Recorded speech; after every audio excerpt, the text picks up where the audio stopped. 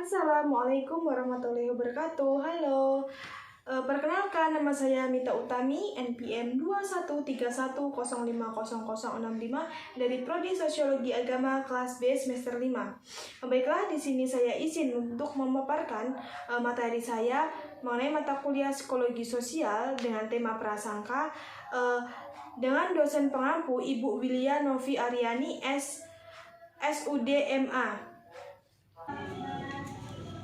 Mbak, Ya, kenapa?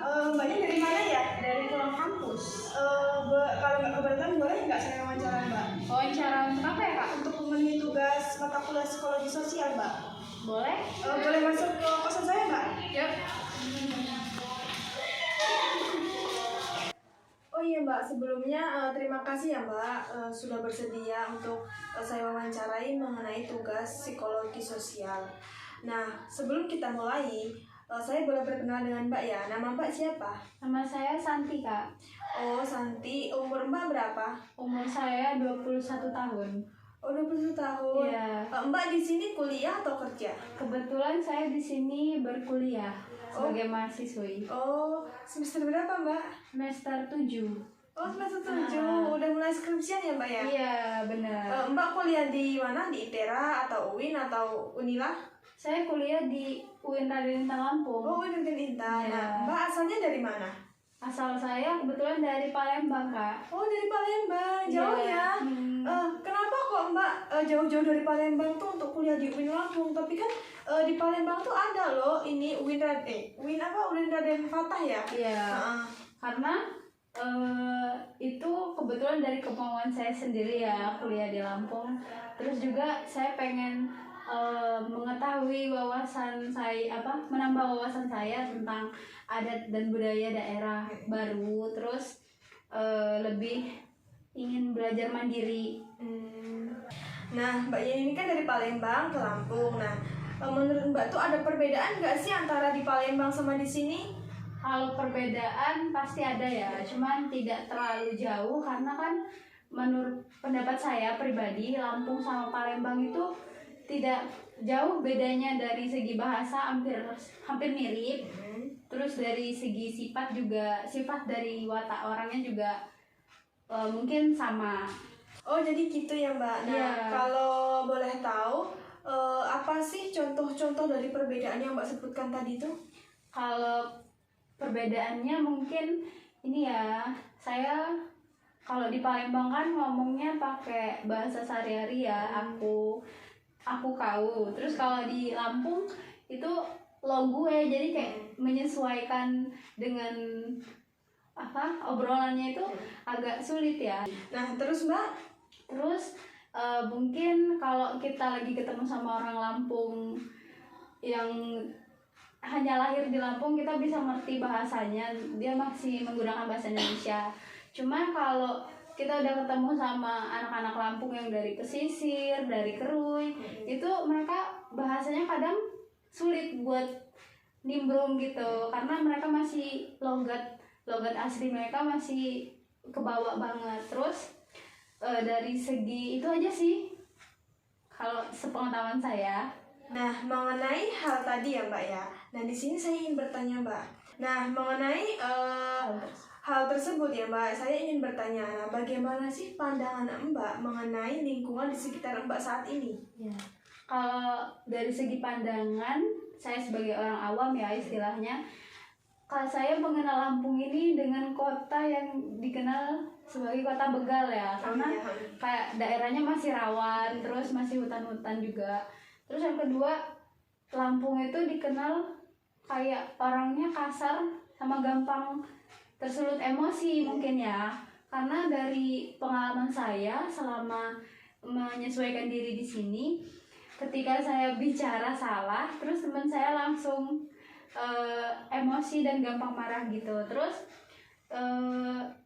ini banyak baru-baru ini kan ada konten kreator dari Lampung yang membicarakan berspeak up tentang jalanan rusak Lampung. Oh iya. Karena itu kayak udah menyebar ke seluruh Indonesia kan. Terus dari situ semakin pandangan saya terhadap Lampung kok semakin kesini semakin kesana. Terus kalau kita ketemu sama orang Lampung yang asli balik lagi, mereka ngomongnya kayak cepet gitu, kayak gak bisa pelan gitu ngomongnya.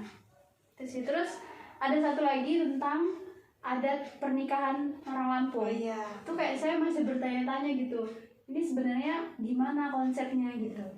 Itu aja sih. Nah, Mbak kan tadi ngomong kayak gitu ya. Nah, dari obrolan Mbak tadi, kayak saya tuh juga bertanya gini, kan Mbak di sini tuh belum lama ya, Mbak masih semester 7, sedangkan kemarin-kemarin kan pasti Mbak mengalami ini ya, corona itu kan masuk-masukannya. Nah, kisaran Mbak di sini berarti sekitar 2 tahunan ya? Benar. Mbak kan baru 2 tahun nah di sini. Nah, kok bisa Mbak sih bisa berspeak up ngomong tentang Lampung kayak gitu? Itu atas dasar apa sih Mbak yang memperkuat argumen Mbak kok bisa berpikir kalau Lampung tuh ini itu dari mana Mbak? Oke, kalau tentang itu sekarang kan kita udah masuk di era yang modern ya, era society 5.0. Jadi kayak kita mencari informasi untuk misalnya kita mau ke daerah ini nih, pasti kita searching dulu kan.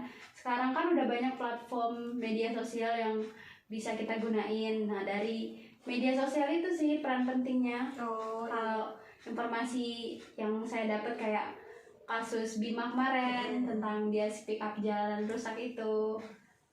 Setelah dari pemaparan Mbak tadi, nah pasti Mbak berpikir sih bagaimana sih cara menyesuaikan diri Mbak di sini gitu. Oke.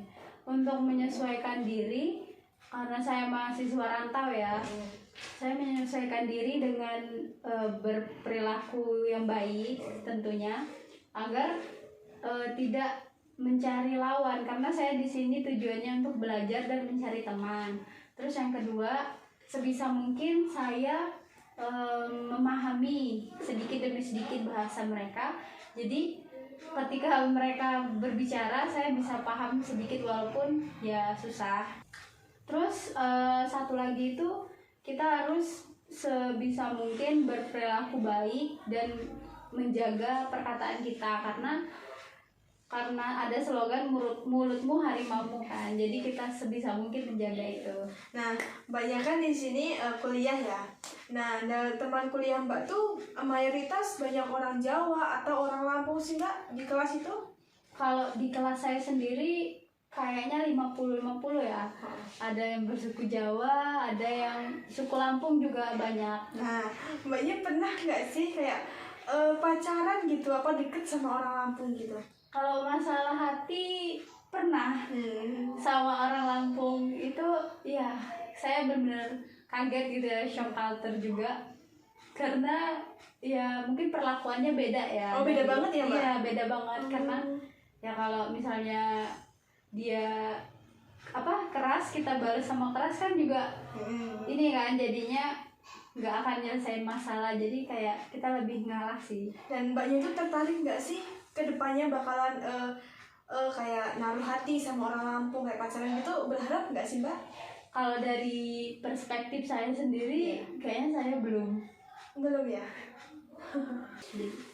Nah, jadi kesimpulannya dari yang Mbak paparin tadi ya, nah itu tuh merupakan sebuah perilaku sosial, yaitu dengan tema prasangka. Nah, prasangka itu Mbak dapat mencerminkan hati yang tidak bersih atau niat yang buruk. Jadi Mbak tuh akan terus-terusan berpikir negatif mengenai budaya, mengenai keadaan yang ada di Lampung. Jadi menurut saya prasangka yang Mbak rasakan, yang Mbak lakukan itu tuh menurut saya kurang baik. Sebaiknya Mbak lebih mengoreksi diri agar tidak menjadi konflik antar budaya.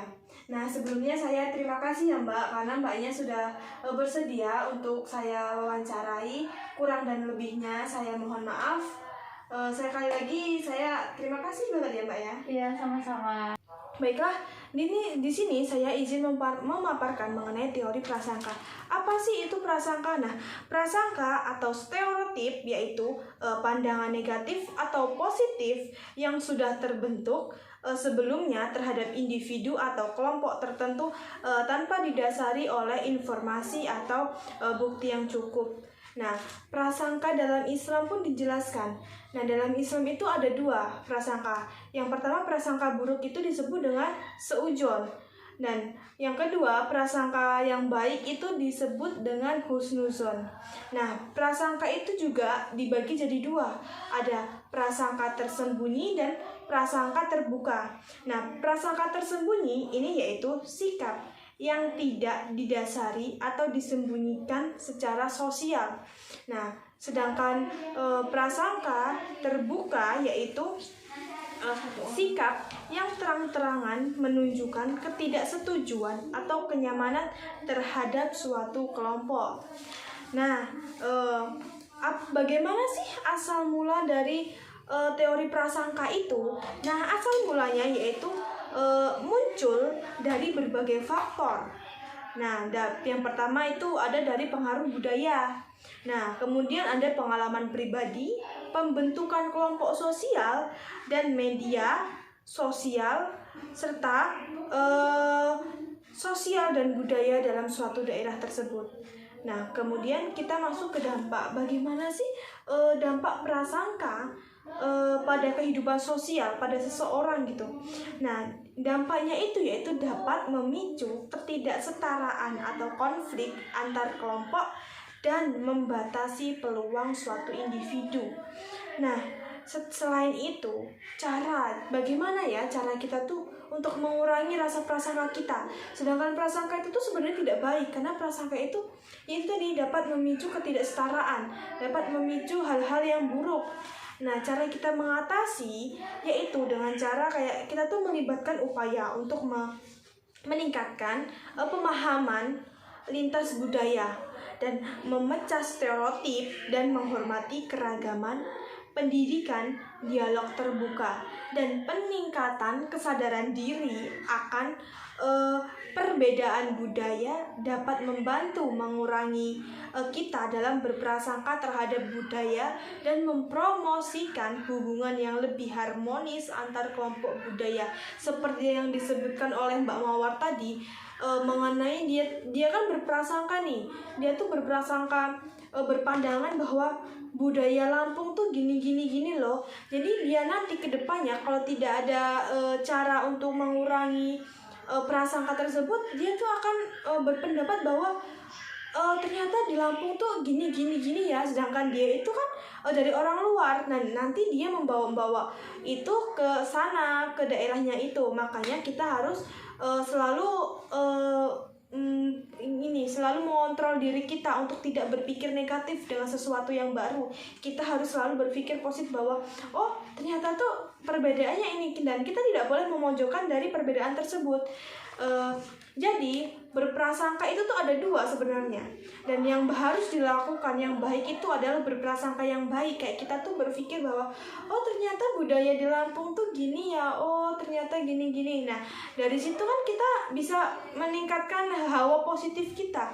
Kita tidak boleh mengejudge bahwa budaya itu tuh buruk, karena kita nggak tahu asal mula dari budaya tersebut. Kita sebagai mahasiswa dan kita mempelajari mengenai psikologi sosial, kita itu harus mampu berpikir yang baik, berpikir yang positif mengenai sesuatu yang baru. Kita tidak boleh menduga-duga, dan sedangkan prasangka itu tuh sifatnya tuh menduga-duga tanpa adanya bukti. Jadi kita tuh harus melawan hal itu agar kita tuh tidak terjebak dari kondisi yang tidak baik, dari pemikiran-pemikiran yang selalu buruk. Dan kita harus selalu berpikir bahwa semua hal itu tuh baik.